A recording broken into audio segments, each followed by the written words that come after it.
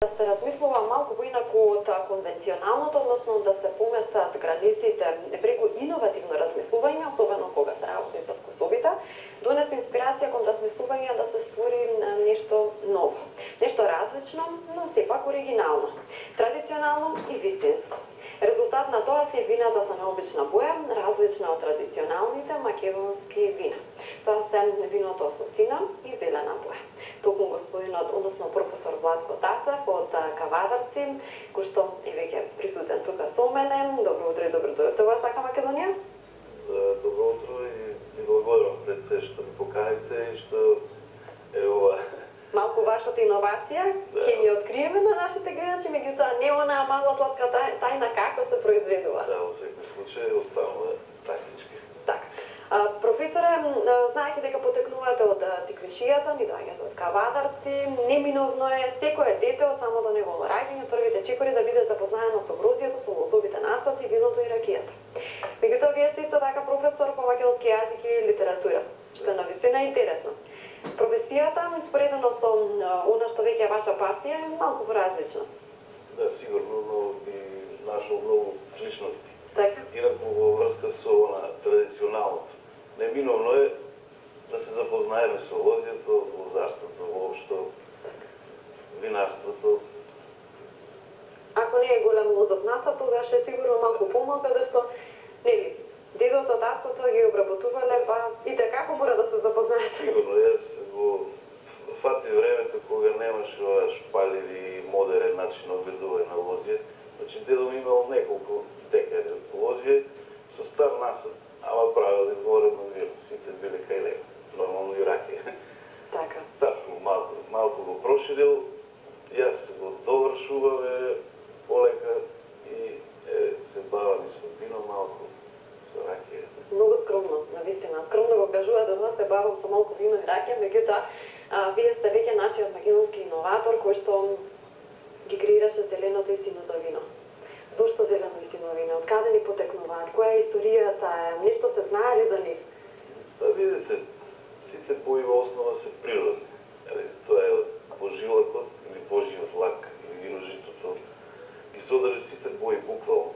Зошто да не ги содржи и виното? Јас веќе кажа во една можност дека виното има душа. Поезијата да ја споја, Шарл Бодлер рекол дека виното има душа. Ако е душа, ако има душа, е суштеството. Па зошто да не го дадеме можност, нели да ја смени својата идентификација понекогаш. Така.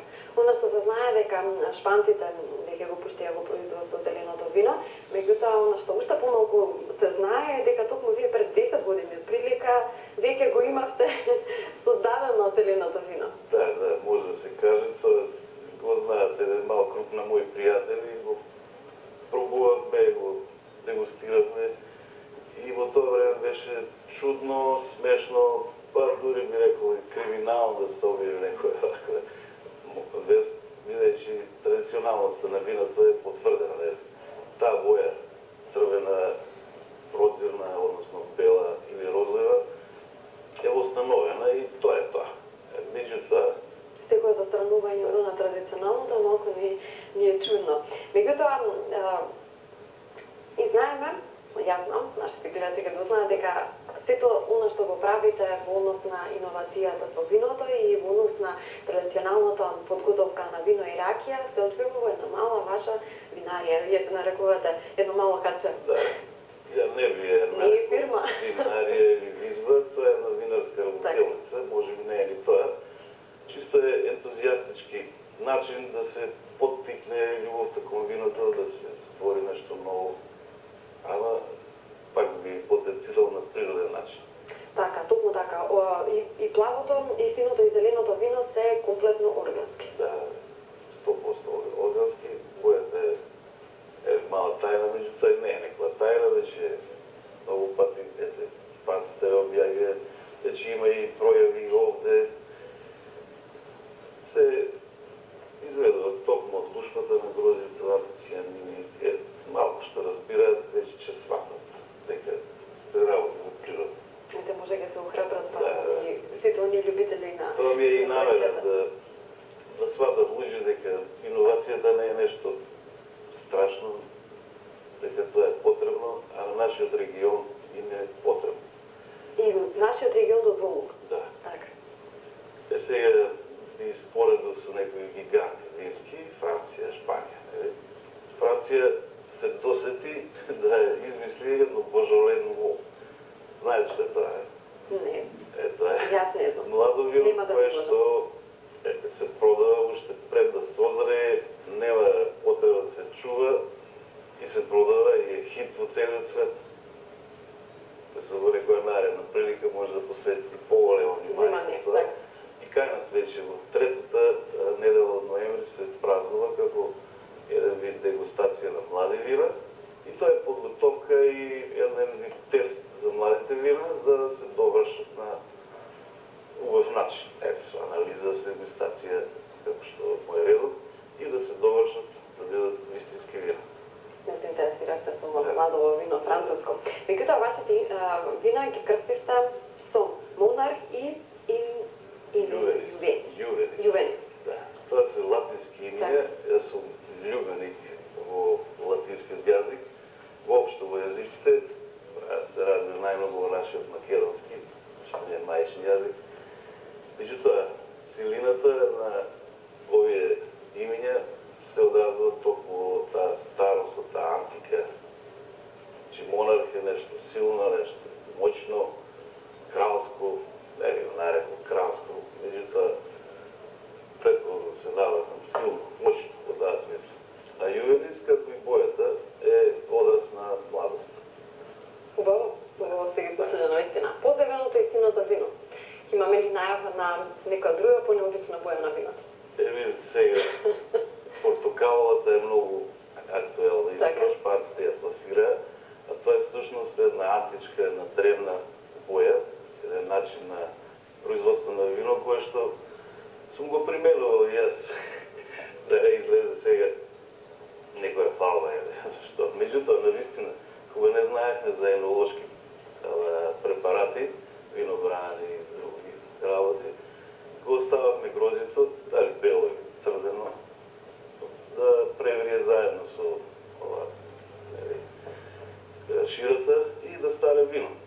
И тоа ја добиваше оваа оксидација, која што ја има виното без помош на енолошки препарати и стануваше од прилика портокалова. Тоа е таа портокалова боја која што шпанците исто така ја искористија за да има некоја комерцијална вредност на пазарот и слично. Зошто го криевте токму 10 години? Спе повеќе. Па ви кажам, зашто го криев, едноставно го заборавив, односно не ми беше згодно пред јавноста тоа да го покажам, затоа што се сметаше во најмала рака чудно. Така, да, во право сте. Меѓутоа, кога веќе добро се запознаени и светската јавност, токму и во Македонија, со сите инновации кои што се прават во однос на производството на вино, дали сметате дека, односно, дали веќе имате некоја понуда од некоја така поголема винарија? Да откриете тајната, да произведувате за него? Не, поголема винарија не се заинтересира, меѓутоа јас, бидејќи располагав со многу мали количини, а оваа година не сте запознати веројатно, меѓутоа реколтата беше страшно слаба, катастрофална, така да немам јас доволно вино да сите љубители на добрата капка и на нешто што е ново да го пробаат. Се поврза со една мала винарија, со еден мој бивш ученик кој што меѓувреме стана енолог, прво во Скопје, па во Пловдив, беше во Нов Зеланд и ја разбира добро работата, има своји насади кои се претежно ризлинг, темјаника и така од белите сорти и вранец од црвените. И заедно со него почнавме да го правиме тоа вино, веќе е во комерцијално употреба, може слободно да се набави, да не излезе реклама сега, мислам. Меѓутоа, редно е да се каже дека може веќе да се купи. И така. Она што ве поврзува исто така љубовта кон производството на ракија, покрај виното, е производството на ракија. Колку е производството на ракија поразлично од производството на вино? Па, виното е почетен производ кој што поратално се претвара во ракија, значи дестилација. Од 5-6 литра шира, односно превриено комиње, се добива 1 литра ракија, меѓутоа тоа е далеко од конечен производ. Тоа треба добра водка, една мала технологија и тоа е некоја мала тајна. Пример,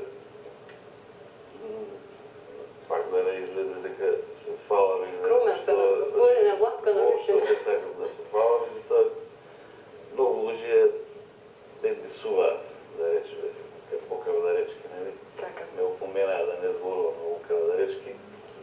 Меѓутоа морам да внесам нешто. Свое. Свое. Од онаму каде што потекнува. Дисува таа ракија.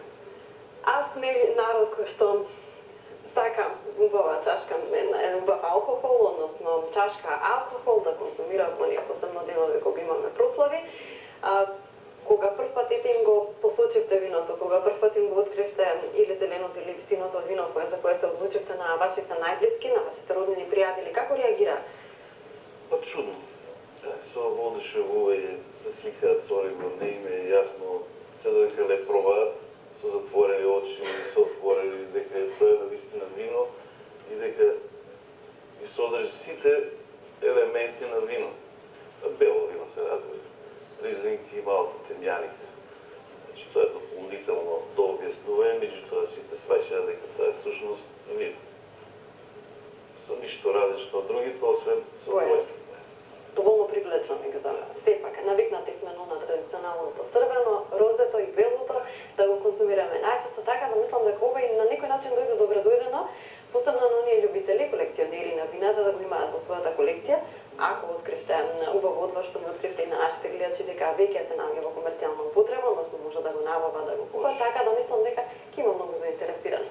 Она што исто така ме интересира, кога веќе ги постававме шишињата, тука имаме шише за ракија, меѓутоа кажете дека внатре тоа е кантерион.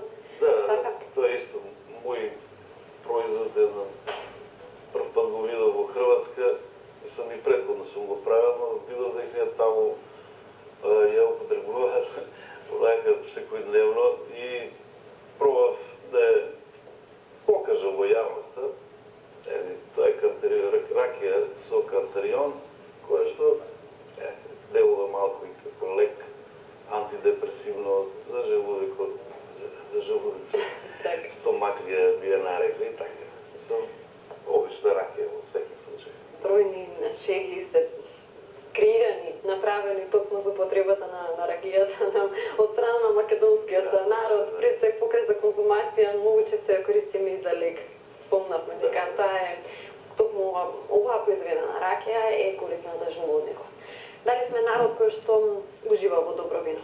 Да, во секој случај. Се повеќе се стекнува култура на пиење на вино и на изработка на вино. Значи, енолошките препарати се достапни, скоро сите се природни, иако многу луѓе сметаат дека тоа е хемија. Значи, виноградот може би се нарекол хемија, ама за жал не се измислило подобро средство за чување и заштита на виното, иако другите препарати се квасци и подобрувачи на основа на квасец и слично. Буквално се е природно. Драго ми е, господине Владко, што прифативте да бидете дел од ЈСК Македонија утрово. Иако уште вчера пристигнавте во Скопје, да јете навреме да можете да стасате и во нашето студио. Драго ми е што овие прекрасни вина и зеленото и синото вино ги споделивме со нашите гледачи. И мислам дека драго ќе биде, како што кажав, на оние колекционери, на страстни колекционери на вина, посебно во Македонија, да ова зелено или плаво вино биде дел од нивната колекција. Исто така, вам ќе ви посакам да не застанувате тука. Навистина. Ви благодарам уште еднаш за поканата, почестен сум и, ајде да кажам, едно од најгледаните телевизии сте. Ова не е така кажано за благодарност, меѓутоа, навистина сите се гледа многу. Се трудиме, посебно утринската програма ЈСК Македонија се труди на граѓаните да им ги доближи убавите, прекрасни убавите, вестини, содржини кои што едноставно ќе го разубават утрото. А мислам дека со нашиот разговор и со целиот овој концепт по 8 часот, црно вино, веднаш потоа сино и зелено вино ќе биде успешно надополнет со она што следи како продолжение. Подготвивме прилог за греано вино. Не ве прашав за тоа. И тоа се смета како лек, фино е, мала закуска. Посебно во овој зимски Да, период. топло вино со бибер, со разни други додатоци, со цимет, слично, ја подобруваат. Исто е тоа некоја иновативност која се смислена заради различност. Значи, диверзитетот е многу важен. Малку поразлично, навистина. Ке ви се заблагодарам навистина вам ова утро, што сте дел од Јастака Македонија, драго ми беше навистина. Ке ви посакам уште долги години, успешна работа и секако уште успешни иновации. Ви благодарам уште еднаш. А ние одиме со оно што го видив на гледачите. Греано вино, доколку, драги мои, сте позаборавиле да подготвите чашка